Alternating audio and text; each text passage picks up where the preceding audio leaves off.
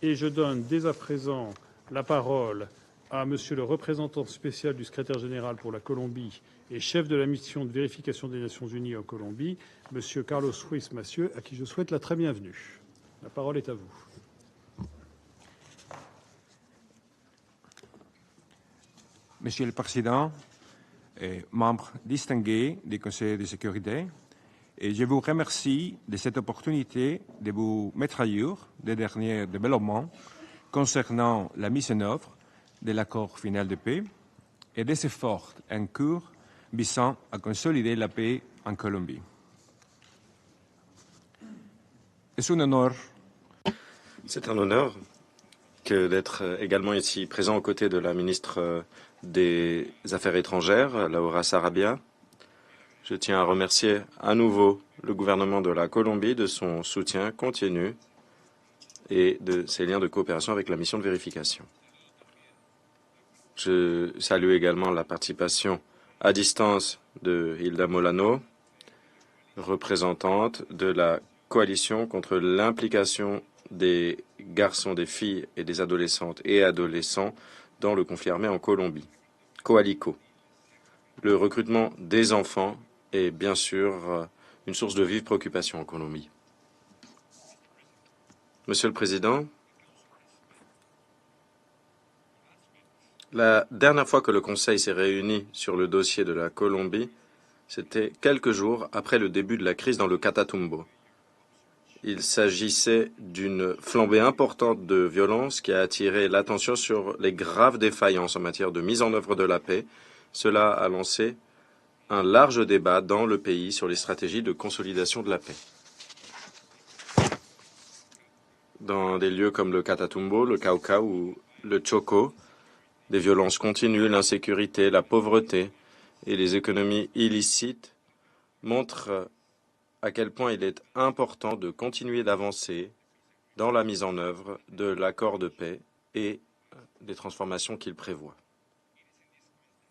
C'est dans ce contexte que le dernier rapport du secrétaire général fournit un aperçu général de l'état de mise en œuvre de l'accord, ainsi que plusieurs considérations pour le cap futur des politiques de paix dans le pays.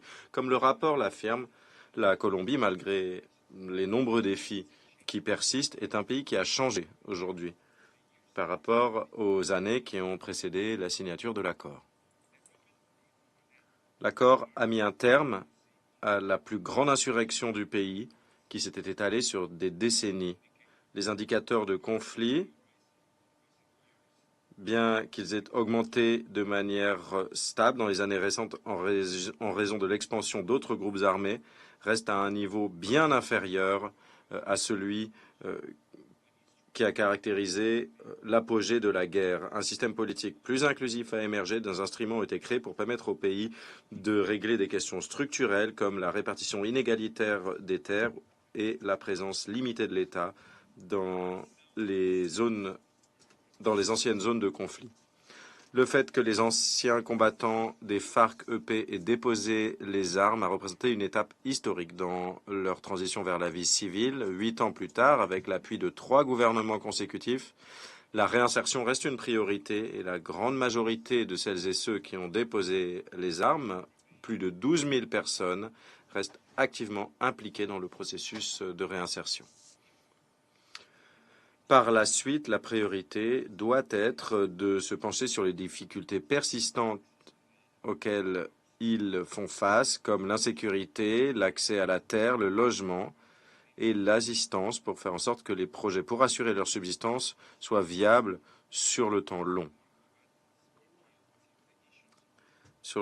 4 anciens combattants ont été tués depuis la publication du rapport. Cela porte le nombre de combattants tués à 23 cette année. Je condamne ces assassinats et j'appelle à nouveau à renforcer la protection des anciens combattants. Monsieur le Président, certes, nombre de dispositions de l'accord ont un potentiel transformateur significatif, mais certaines dispositions portent sur le long terme et n'ont pas encore été mises en œuvre. C'est le cas de la réforme rurale complète, dont le but et de corriger une longue histoire de répartition inéquitable des terres et de pauvreté rurale dans les zones touchées par le conflit.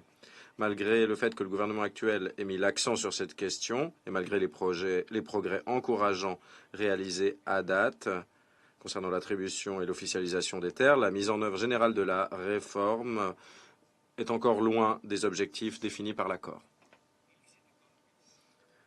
Les économies illicites sont intrinsèquement liées au conflit en Colombie. Et il est nécessaire de régler ce problème pour que la paix puisse être consolidée.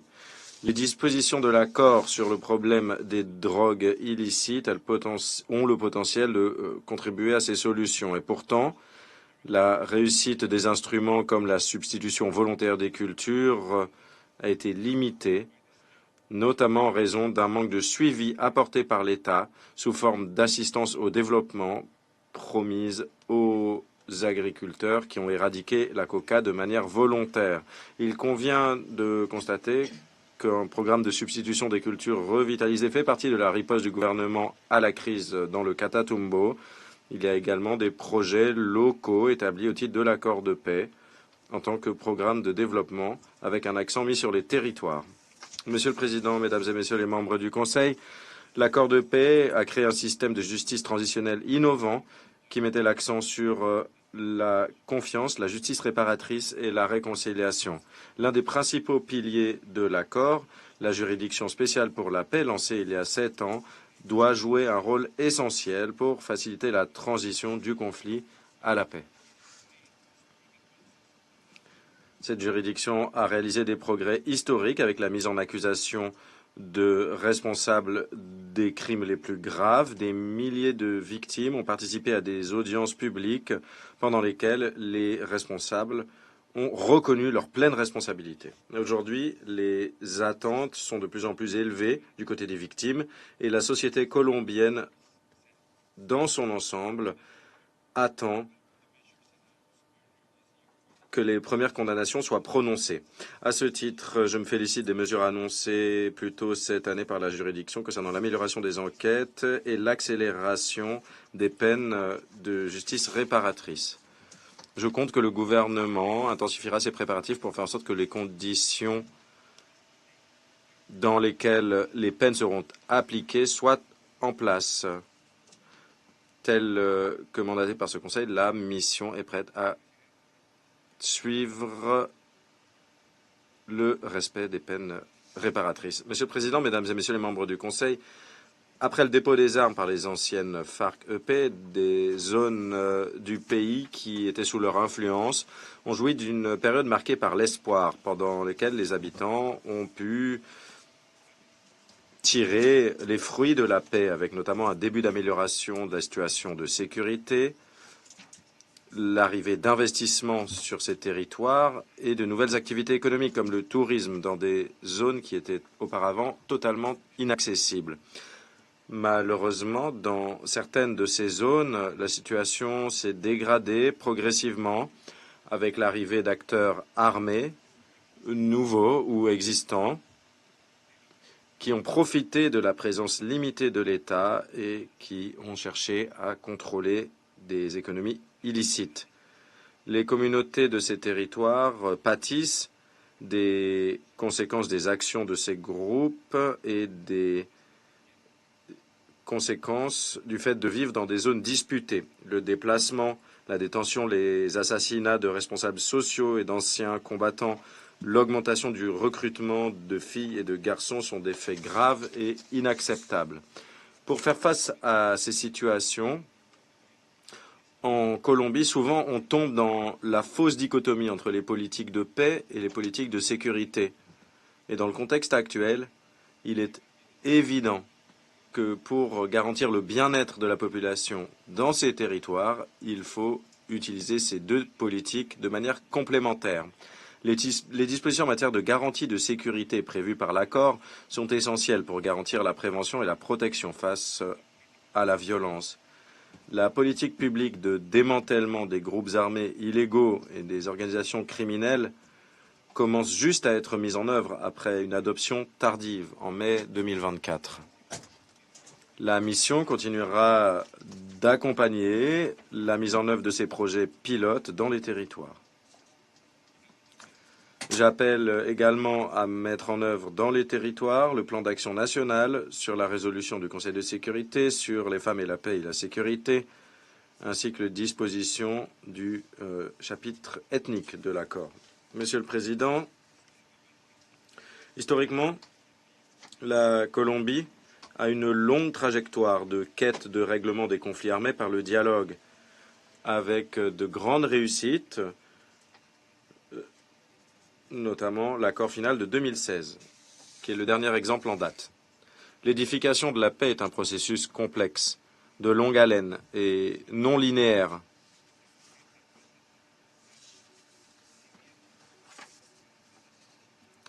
Et le rapport se félicite de la décision de rechercher la paix par le dialogue, tout en reconnaissant que les résultats des initiatives en cours ont été limités à date. À l'avenir, il sera essentiel de mettre l'accent sur les processus de dialogue avec les acteurs qui montrent qu'ils ont une vraie volonté de paix et qui peuvent obtenir des résultats tangibles au bénéfice des communautés. Le respect du droit international humanitaire est une obligation à laquelle personne ne peut échapper. Et on ne démontre pas une volonté de paix si on recrute des mineurs ou si on assassine des responsables. On ne démontre pas une volonté de paix si on extorque des communautés. Et on ne démontre pas sa volonté de paix si on prive la population de liberté. Monsieur le Président, nous comptons que jusqu'à la fin de son mandat, le gouvernement continuera de travailler dans un esprit de coopération avec les autres signataires et nous comptons qu'il pourra atteindre les objectifs d'accélération de la mise en œuvre de l'accord présenté à ce Conseil. Si l'accord avait été mis en œuvre de manière plus approfondie au cours des 8 dernières années, nous ne ferions pas face à des situations comme celles qui se font jour dans le Catatumbo ou le Cauca. Nous avons toujours le temps d'utiliser cet accord en tant qu'instrument nécessaire pour éviter que les spirales de conflit ne se répètent en Colombie. Mesdames et messieurs les membres du Conseil, malgré les progrès et les reculs, je dois reconnaître la résilience et la persistance de la Colombie dans sa quête de paix par le biais de solutions négociées. La communauté internationale a toujours fourni un appui. Malheureusement, dans un monde aujourd'hui marqué par le décès du pape François, il faut reconnaître que la paix en Colombie a toujours fait partie des prises de parole du pape. Monsieur le Président, il est clair que la Colombie est un exemple de ce qu'on peut atteindre lorsqu'on articule la volonté des partis avec un grand soutien international. Nous sommes à un moment charnière pour la consolidation de la paix en Colombie et face aux défis actuels, je suis certain que ce Conseil fournira un appui unanime conformément à la volonté de paix des Colombiennes et des Colombiens, comme ça a été le cas au cours des dernières années. Monsieur le représentant spécial du secrétaire général pour votre rapport et vos analyses. Et je donne à présent la parole